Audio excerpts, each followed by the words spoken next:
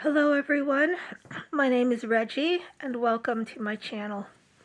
For those of you who like and subscribe, thank you so much. I'm so grateful to you guys because this information is so important and we've got to get it out there. So thank you so much for those of you who have supported this channel, and those of you who have yet to like and subscribe, please do. That would mean a lot to me. I am back in my rocking chair because I wanted to go outside today. It's absolutely spectacular, but I've had some trauma this week and I'm very exhausted and very weakened from it, and so I need to rest as much as I can right now to try to recover. But that's kind of what I want to make this video about. Of course, I can't disclose the events of what happened. That wouldn't be appropriate to disclose that publicly. But I wanted to make this video because I just had a chance to talk to the most wonderful person when I called Crisis this morning, or texted Crisis rather. And she and I had a conversation, and yeah, it just really went well. And I want to make this series in honor of her and our new friendship. And I want this series to be kind of a mini education for crisis workers and crisis prevention people or first responders to really be able to help autistic people when they are in crisis. So here we go. This is probably going to be several videos because it's a lot of content and there's a lot to talk about. So we'll just kind of play it by ear and take it as it goes and see what happens. All right, so the first thing I want to talk about is the difference between when an autistic person is in crisis and when a neurotypical person is in crisis, because that's really important. Now, the things that I'm going to talk about, they're not necessarily going to apply to every single autistic person. They're not going to apply to every single autistic person who is in crisis. There will be autistic people who are in crisis for the same reasons that neurotypical people are, because we're all people. We all struggle with similar things. Anyone can have a mental crisis or a mental illness or something like that. That is universal to all demographics of people. So when I am talking about the things I'm talking about, please don't think that I mean that every single autistic person is going to be in this situation, because that's just not true. But some of us will be. I know for a fact when I'm in crisis, I am always in this situation that I'm going to explain to you guys. So I kind of want this to be like an add-on to your training, not necessarily replacing your training, but just another tool to put into your toolkit.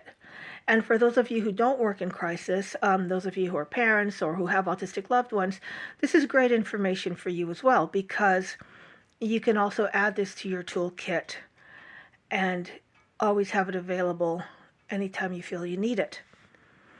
Just as a quick aside, it's really funny that I get told oftentimes that I am not allowed to teach about autism because the things I say might not necessarily apply to every single autistic person. Well, interestingly enough, if you use that logic, you can say that about anything at all about anything. Nothing at all applies to every single person. So, unfortunately, that seems to be a determining criteria in whether an autistic person teaches about autism or if a disabled person teaches about his or her own disability. Whereas if a neurotypical person teaches about autism, they don't have to have that requirement met. I know a lot of neurotypical people who teach about autism and they don't know anything about autism and nothing they say applies, but yet they're still allowed to teach. So that's a frustration And hopefully that is something that in the future will start to change. So, as I said, what I say is not going to apply to every single person, but it will apply to some. And so for those to whom it applies, it is incredibly important information. So,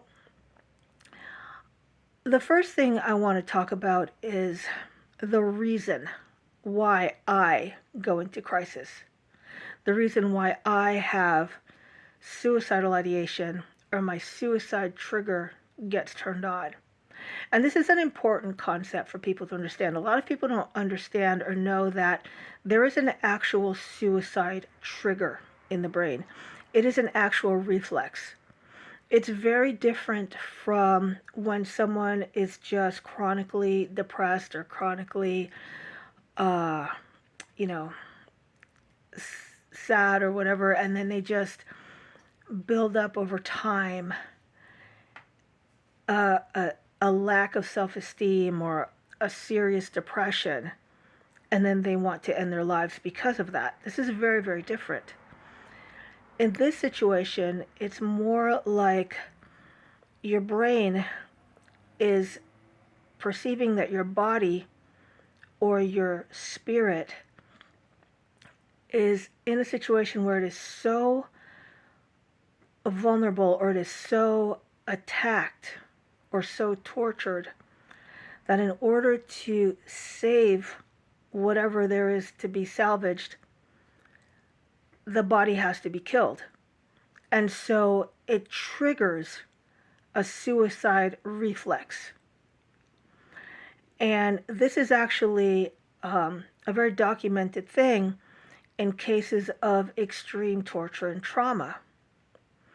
So in the case of some of us, this is what is actually happening.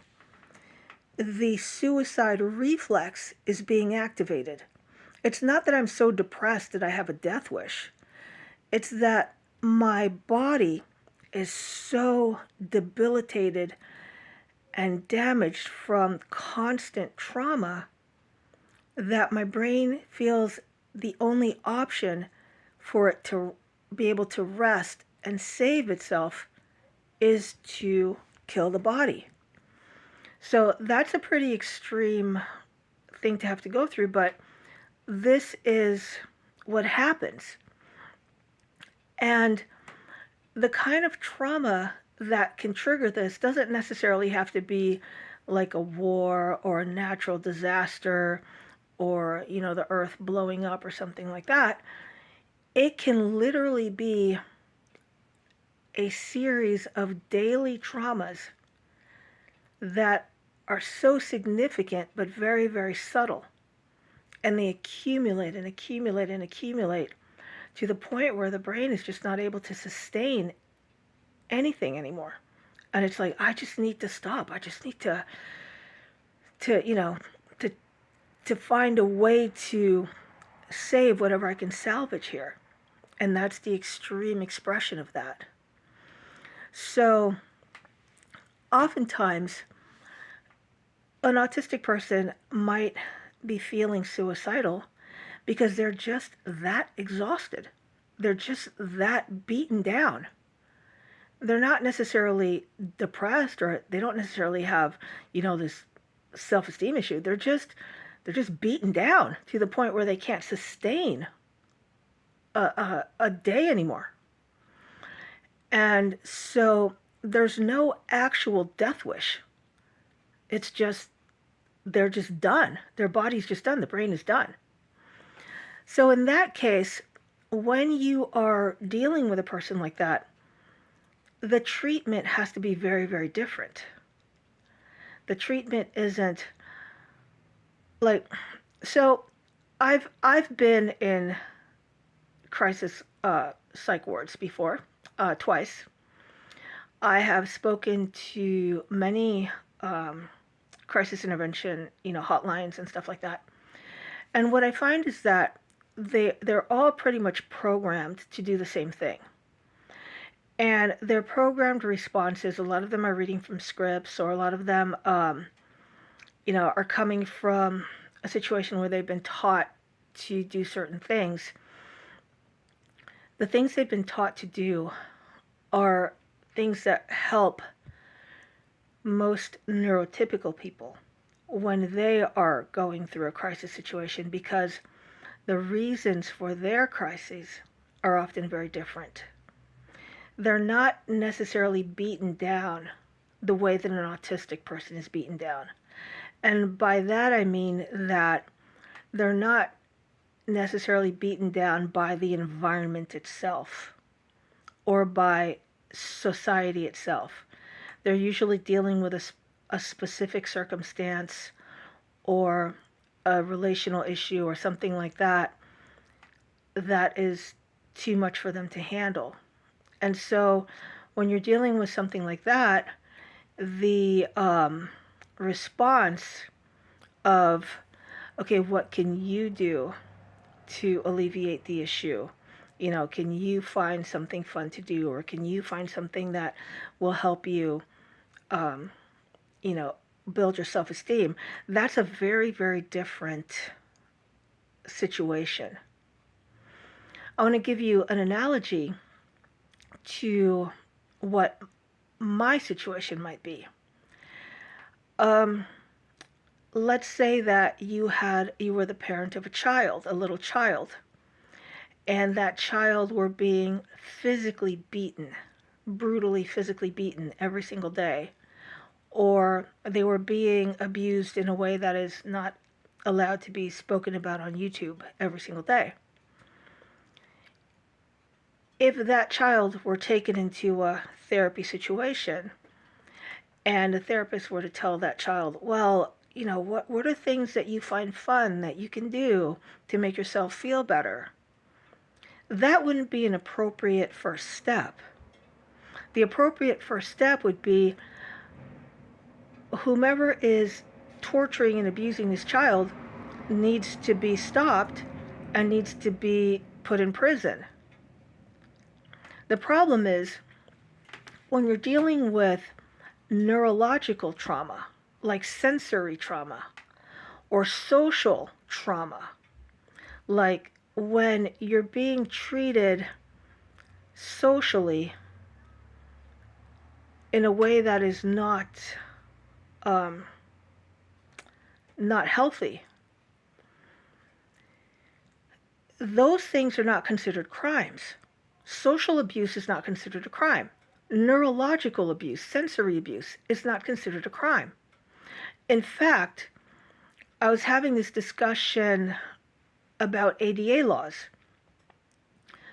High-functioning autistic people and the things that we tend to deal with are not protected by the ADA.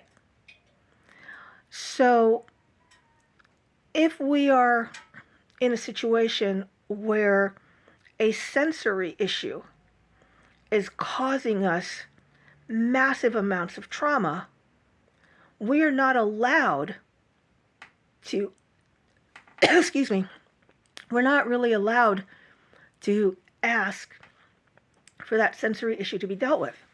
For example, if I try to go to a grocery store, and this has happened to me on several occasions, where I'm at the grocery store and the music that they're playing, and this was particularly, I'll tell you this instance, it was particularly at a Sam's Club, and they had a karaoke machine, and they were playing bass thump, boom, boom, boom on their karaoke machine. And I had to go to the pharmacy to pick up a prescription.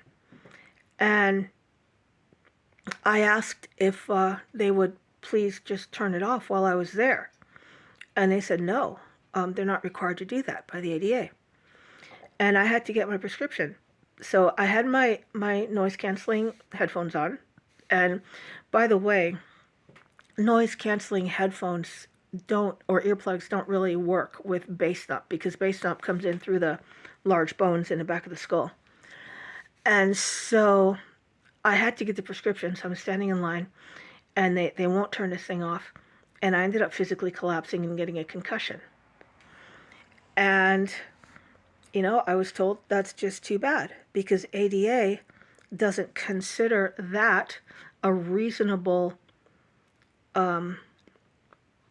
a reasonable request. So if I were in a wheelchair and I asked that they build a wheelchair ramp, that would be considered a reasonable disability request. But if I ask them to please just change the music or turn it down or turn it off while I'm there, that is not considered a reasonable request because it's considered too difficult for them to just press a button. So when you're in a situation where you are being treated this way everywhere you go, and being told that your disability is not a disability that should be respected, it is not a disability that should be accommodated, and where you are basically told that people's entertainment is more important than your life and your safety. And this is the kind of message that you get every single day of your life, all the time. And at the same time that you're getting this message, you're being bombarded constantly by stimuli, and you're being basically tortured by it. It gets to a point where your brain, your system can't do it anymore. And so your suicide trigger might turn on if you have an instance where you get pushed over the edge. So when you try to reach out to a crisis hotline or something like that, they don't meet that need. Instead, they try to tell you all kinds of stuff that you should do to try to feel better. But I don't need to feel better. I need to be heard. I need to be protected. And I need to be safe. I don't struggle with self-esteem. I don't struggle with feeling like, there's nothing in life that I can enjoy.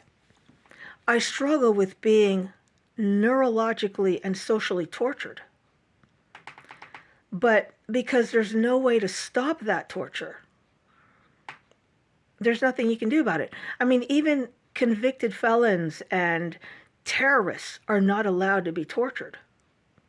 But autistic people and disabled people are.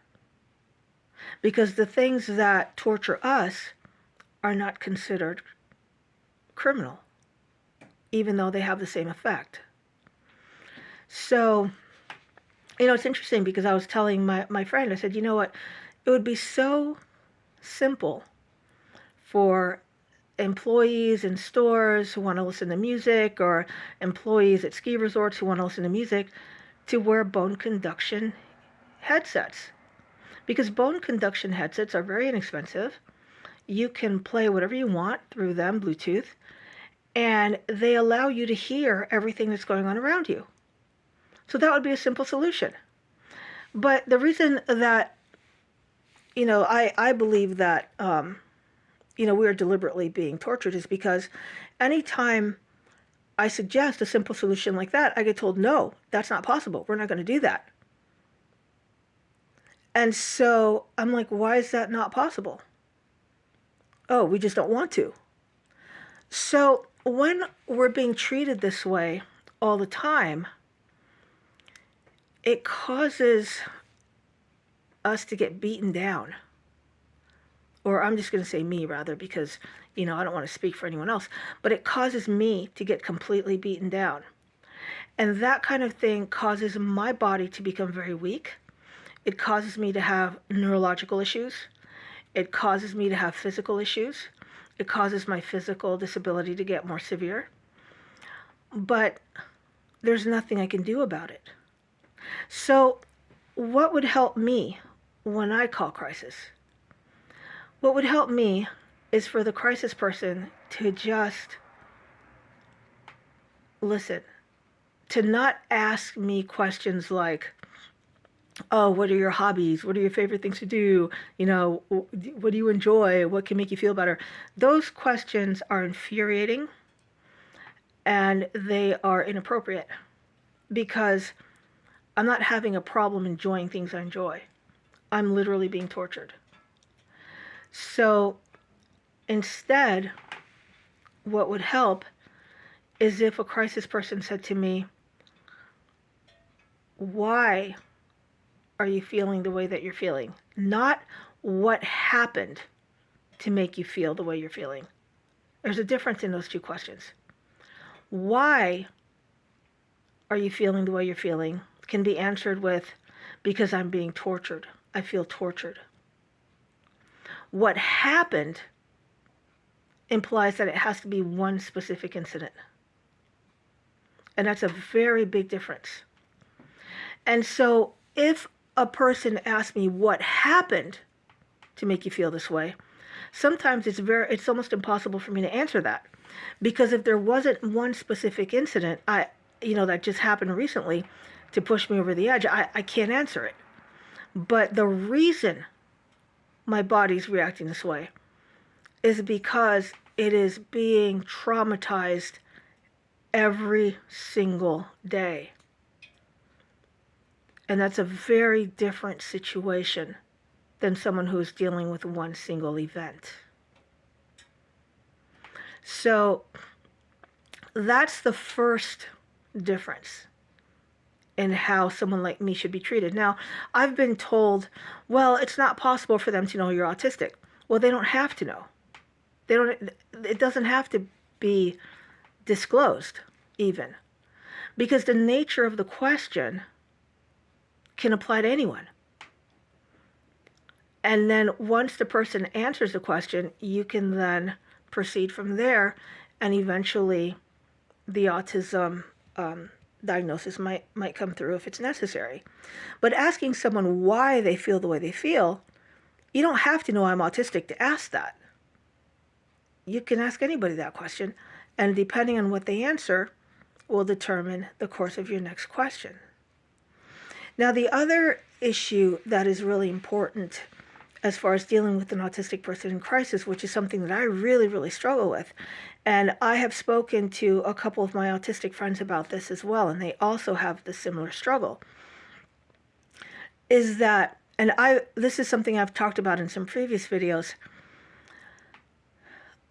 As an autistic person, my brain has developed unevenly.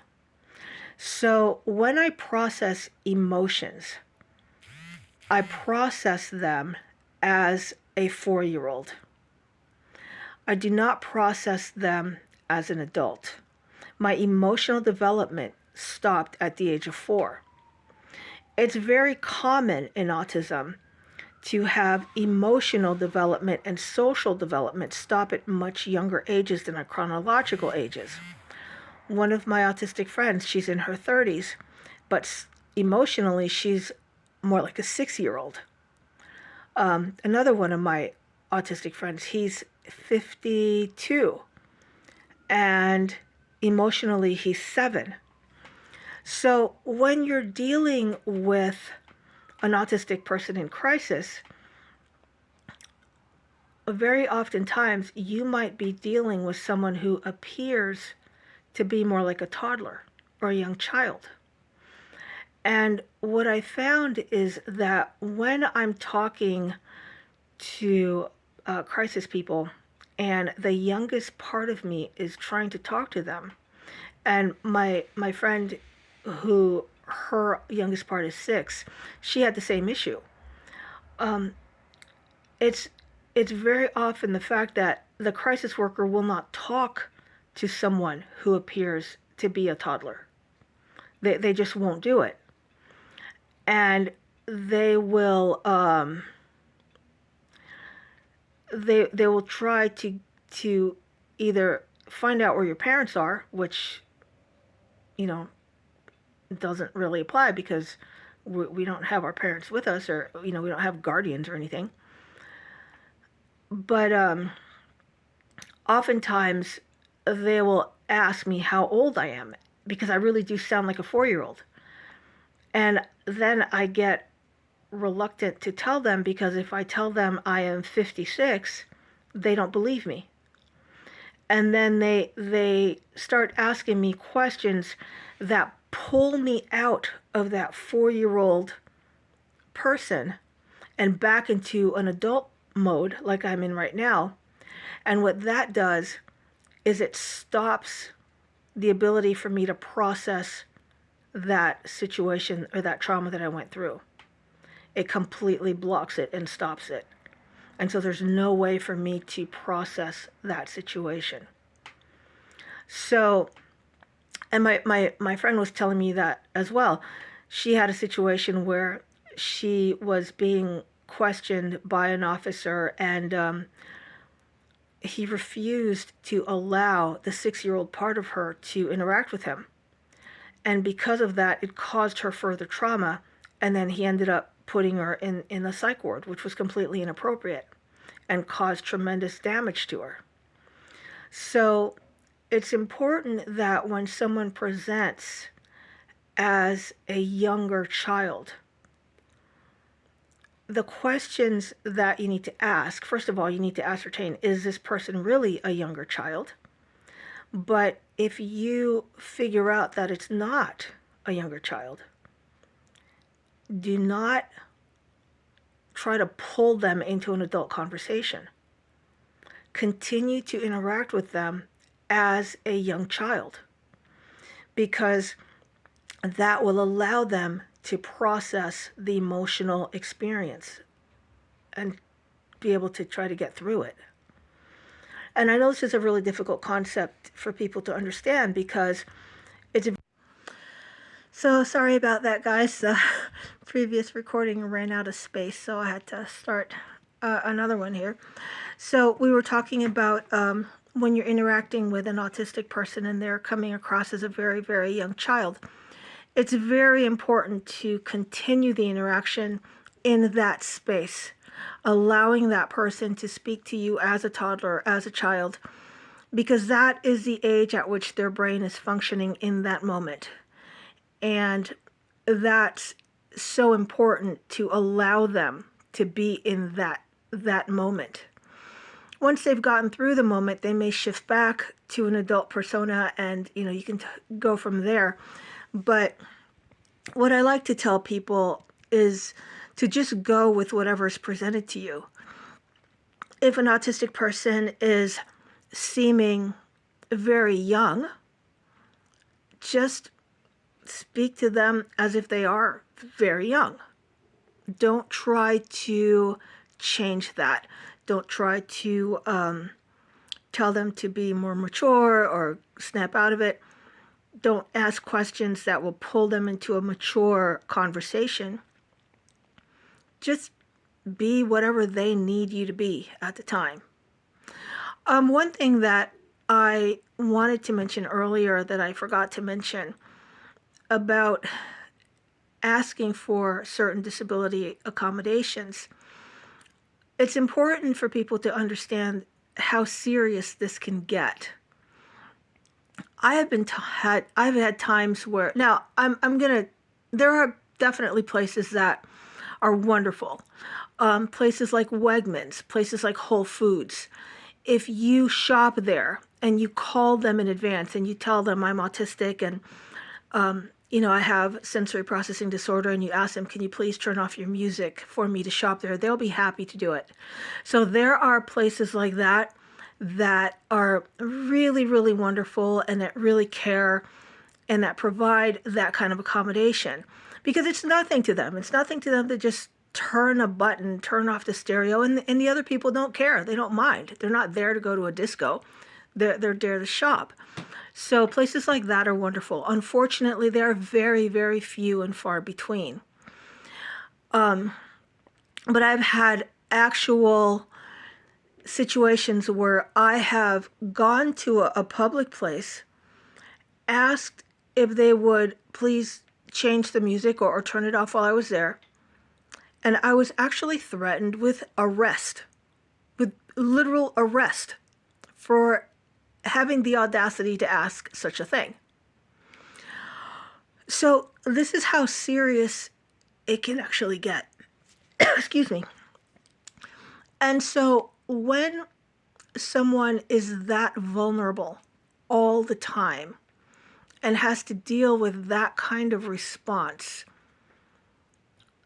all the time, I've literally had actual therapists tell me in a session, do I think it's fair that I ask people to change their entire lives by asking them to turn their music down so they're not blasting it into my home? I mean, the ridiculousness of that, it's laughable. It's absurd. But that kind of social or societal entitlement is so tremendous that they literally would rather physically kill you than change the music for you or turn it down or wear a headset. And this is the kind of thing that we deal with on a regular basis. I've literally had times where I've fallen, gotten concussions, and been told it was my fault that I got a concussion and collapsed because my brain can't process someone blasting a stereo to no end. So when that's the message that you're given all the time, you get very, very beaten down. And when you're told that you have no legal recourse, that your life is less valuable than a headset, you get beaten down. You really, there's no other way to feel. So when someone is calling crisis, or when someone is, in a situation where they're feeling suicidal, these are all things that you want to consider. What kind of life does this person have to live?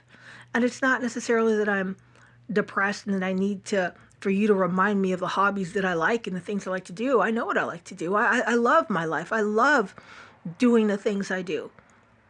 It's just that society makes it impossible for me to do them in a way that I can survive, because my life is less important than something like their entertainment. And that's just the way it is, and there's nothing I can do about it. So as a crisis worker, this is something you always want to keep in mind. And I hope to make more videos about more issues that can help, or more strategies that can help, so that you guys can be better equipped to deal with your autistic clientele. So thank you so much. Please comment in the comments if this has been helpful to you. And yeah, we'll see you next time.